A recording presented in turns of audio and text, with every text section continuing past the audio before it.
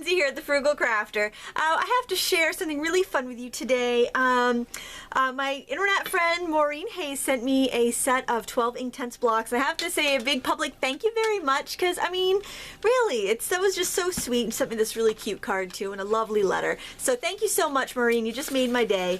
And something else that was really fun, great happy mail, was that I received this in the mail from Custom Crops. It's the Dilutions mini couture set, because she has these three little oh, I've got it all messed up because I've been playing with it. These three kind of fashion sketches with different hats and whatnot and accessories. And she has them as 3 separate sets that are humongous, like good for art journal size pages. But I got the mini set because I thought it would be good in my for cards and stuff like that, because I don't really do art journaling. And I got a few other goodies from Custom Crops. They sent me a gift card because apparently you guys are awesome. And when I said I bought something at Custom Crops, you guys ran over there and bought some too. And they just say thank you for me mentioning them. They sent me some stamps and other goodies, so I was very pleased with that. So thank you guys. So I just kind of sat down here about a half an hour ago and started playing with my Inktense, and I didn't really know where to start.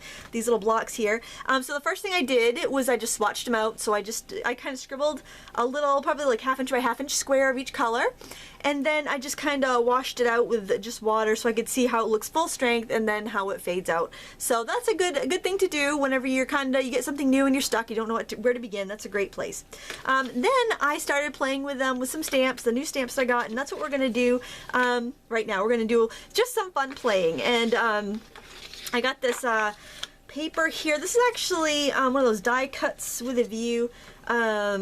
The tattered texture stack, and actually it wasn't, I ordered it because I wanted some more basic colors for lightweight for layering and die cutting and stuff, and I thought they were going to be more basic with just a little linen texture, but they actually had more textures and patterns on them than what I was expecting. So so it wasn't exactly what I was after, but I'm going to use this really kind of light cream color here. And our little ladies here have no heads, so I'm going to draw a little face, not with that. And it's funny, on this paper, there's this distressed black marker, and I'm not sure if it's permanent or not, but it doesn't run when I go over it with the Inktense blocks on this type of paper. So maybe it's just the paper being absorbent. Maybe it is. Maybe the black is permanent. I'm not sure. So maybe if you have Tim Holtz, I'll call distress markers, and you know that, you can let me know. I'm just going to give her a little hairdo because I don't want headless people running around here. Can't have the headless people. I also had a really good day. My mom surprised me with a visit. She rarely just, you know, pops by because, you know, she lives about an hour away. Oh, love her cute little face. Maybe I'll give her little eyelashes too. Whew, there we go. Isn't she fancy? So mom popped by and she took me out to lunch, so that was just lovely. Okay, so what I'm going to do here is I am going to choose a pattern. I got some embossing folders here. You can use rubbing plates or anything with any sort of texture on them. I think maybe I will do this. This is kind of a neat pattern. So you've got like the raised side, and then you've got the debossed side, and I want kind of the raised side here. And what I'm going to do is actually color over. And in my other example, I used green. I think I'll try maybe this blue here. And I'm just going to make sure that I have some of that plate under here. And I'm just going to color. Now look at that. We'll get the pattern from the dress, from the embossing pattern, the embossing plate underneath. This reminds me of, did you ever have fashion plates when you were little? They had them like in like a monster design where you could make your own monsters. You'd have like a head, like an upper body, a lower body, and feet. And you can mix and match them and make different characters, and you'd rub a crayon over it. Do you remember those? Does anybody? You guys just think I'm like completely insane?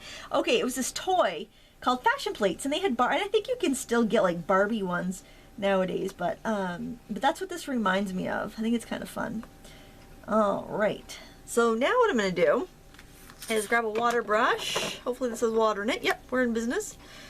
Probably a little bigger than I should be using for this, but you know what, we're just playing here. We're just gonna make it work. So I'll have a very subtle texture when I'm done, a very subtle pattern. I gotta kind of turn it. While I color, I like to turn it so I can kind of have my brush pointing towards the outside edge where I'm covering. It gives me a little, where I'm coloring, it gives me a little more control.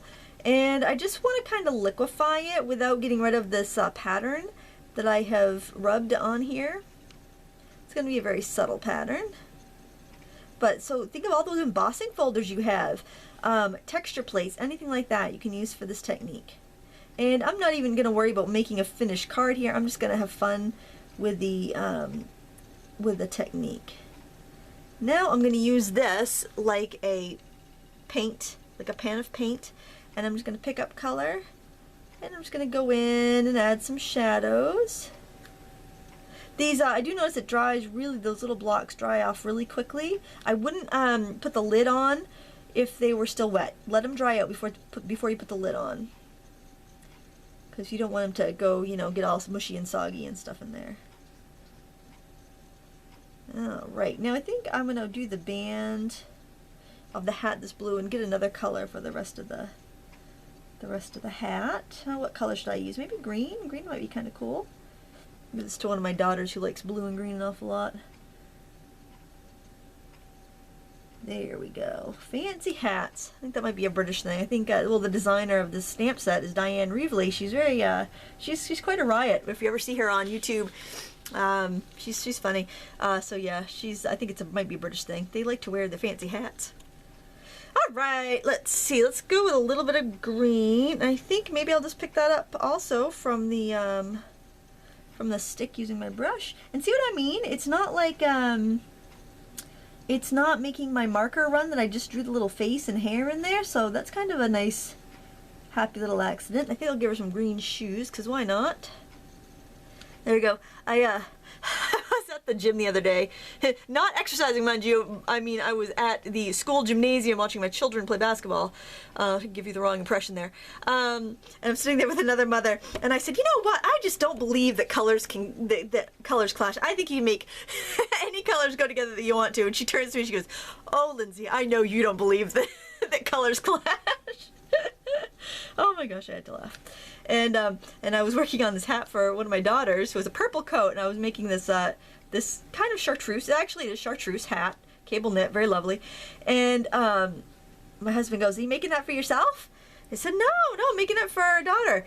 And he goes, "Oh, that'll go great with her purple coat." And I said, "I know, won't it? I think this lime green and purple will look awesome together." And he's like, eye roll. Oh, then he goes, "You know what? What am I saying? You know way more about color than I do." I actually like purple and lime green together quite a bit. In fact, I probably should have used that.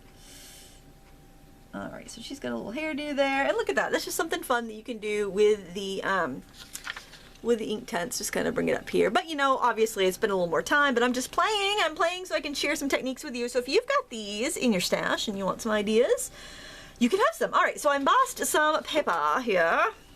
Yes, I did, dear. I embossed some paper. Alright, what I'm going to do is use the edge of the stick here, and look at that. I just used the side that had the little impression, I don't know, little words on the side. That's what I used, that side of the stick. And these sticks are pretty hard. They don't like, I don't feel like I'm wearing them down, so that's kind of nice. I was worried about that. I'm like, well, how long are they gonna last? You know, it'll be an interesting experiment. So I'm going to do some three primary colors. I got kind of like a cyan blue or turquoise blue. I got a fuchsia and a yellow, and those are kind of like your primaries if you really want to choose three colors and get a good range. And I'm just going to squeeze out this. I've actually had this water brush for quite a while, and I hadn't used it because I'm more of like if I'm just going to go and take one brush, I take a round, and this is a flat. And what I'm going to do is actually just kind of blend these in. I will wipe that off and squeeze a little water through, so I keep my fuchsia nice and bright. This is giving me a paler color because I just hit the top edges with my embossed panel. This is watercolor paper. It's inexpensive watercolor paper, but it's kind of good for stamping. The 90-pound stuff I think is good for card making if you're going to be layering. I don't know what I'm going to do with this. I'm just kind of playing with it, actually, to tell you the truth. All right, so that's kind of pale. Well, not really that pale, actually. So what I'm going to do now is take, again, and go over it with my color, and it gets a lot brighter. And I can leave it like that, or I can blend it in more. You know, it's just some of the fun techniques you can do, because the water on the paper is kind of grabbing more color. And, you know, I really don't have a plan here. I'm just kind of playing. You know, I can blend it out more. You can see how much more vibrant it gets. I do want to clean out my brush between here. Yeah, so you can just kind of play around with it and see what it does. Cleaning my brush, I'm getting a lot of leftover on my brush, so I just don't want mud. I want blending, but not mud. And something else you can do, you can actually use this kind of as an embossing plate. I'm reaching behind me and getting a tag. One of my lovely Paper Mart tags. I'm just going to press that on top. And we'll do a little bit of a print here. This is the themeless no planning video.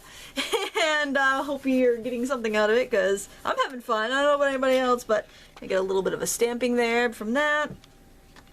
I can go over this. Actually, if I had a stamp, you know what I could do?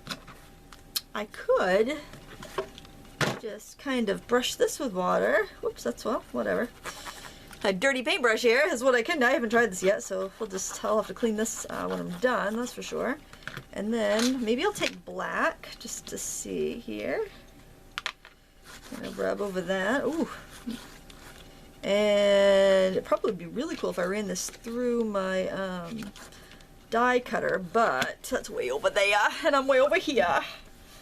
So I'm just gonna press it. We'll see what we get. We've got another little texture there, so you know, hey, just some fun stuff you can do with your Inktense blocks. I'm going to play around with these some more, but I just wanted to give you some ideas in case you were trying to think of some ways to use them. Give you another look at what I've already done. And yeah, that's just about it. This was fun. I want to thank Maureen again for sending me the Inktense. I want to thank Custom Crops for the fabulous gift certificate they gave me. And it's been just a great happy mail day. Thank you so much for watching. Until next time, happy crafting.